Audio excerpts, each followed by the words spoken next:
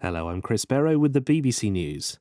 The White House says that US-supplied cluster bombs are being used appropriately and effectively by Ukrainian forces in their offensive in the south and east of the country. NATO members expressed concern over their supply. Here's our North America correspondent Peter Bowes. This is the first indication that we've had that these cluster bombs provided by the US have actually been deployed in the battlefield. The National Security spokesman, John Kirby, said they were being used appropriately and that the US had received feedback from the Ukrainians that they were being quite effective. Now, this comes in the face of widespread international criticism that these munitions are simply too dangerous because of the capacity to lie on the ground for years to come in an unexploded state. The CIA's head, William Burns, has said President Putin may still seek revenge on Yevgeny Prigozhin, the leader of the mercenary Wagner group that marched on Moscow last month. The Kremlin has moved to take control of elements of his private army. Here's Gordon Carrera. The CIA director said that Vladimir Putin was trying to buy time while he worked out how to deal with Evgeny Prigozhin. He said Russia's leader would probably try to separate Mr. Prigozhin from his Wagner mercenary group, which still had its uses for Moscow. As part of a deal with the Kremlin to end his mutiny, the Wagner leader agreed to go into exile in Belarus. Vladimir Putin was someone who generally thought revenge was a dish best served cold, William Burns said, adding that he would be surprised if Mr. Prigozhin escaped further retribution. If I were Prigozhin, I wouldn't fire my food taster, the CIA chief added. The US Army Secretary has expressed deep concern for the welfare of an American soldier who crossed the heavily fortified border into North Korea on Tuesday. Christine Wormuth said that despite US attempts to reach out to Pyongyang, the location and welfare of Private Travis King are unknown. Japan has restored South Korea onto its list of preferred trading partners, making exporting to its neighbour easier. It comes amid a rapid thaw in relations between Washington's two Asian allies. Amsterdam's council has banned cruise ships from the city centre. The move is part of attempts to limit visitor numbers and curb pollution.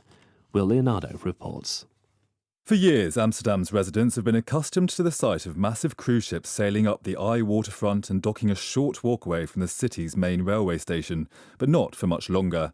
The huge vessels had become a symbol of the problem of over-tourism.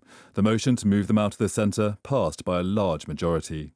Amsterdam has become a victim of its own popularity, attracting 20 million annual visitors, some drawn by its party city reputation. The council has been trying to scrub up, banning cannabis smoking on the streets and urging bachelor parties to stay away. World news from the BBC. The Brazilian plane maker Embraer says a new factory will be built near Sao Paulo to produce electric flying taxis, which it hopes will take to the skies from 2026. The aircraft, to be made by the Embraer subsidiary Eve, will resemble a small helicopter with enough space for up to 6 customers. Unions and Broadway producers say they've reached a deal which will avert a strike in New York's Theatreland.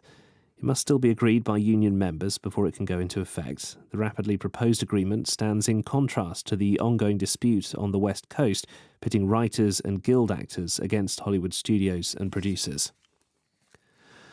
Archaeologists working at a planned spaceport on the Shetland Islands off the northern tip of Scotland have discovered what appears to be a Bronze Age ritual cremation cemetery.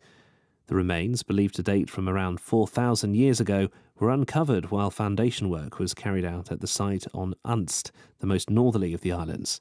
Pits, large boulders and burnt bones were uncovered alongside the remains of a quartz platform. The researchers say the discovery will help shed new light on prehistoric inhabitants of the islands and that it won't hold back the development of the spaceport.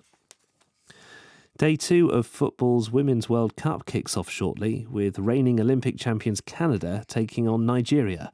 Both teams' preparations have been dogged by off-field issues. Our correspondent in Sydney, Katie Silver, explains.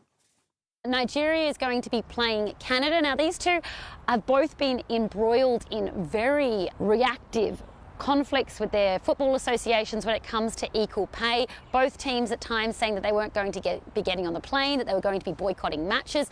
The Canadian team even, for example, threatening to take their football association to the parliament. So the question in a way is, how much is this going to distract both teams from their game at hand?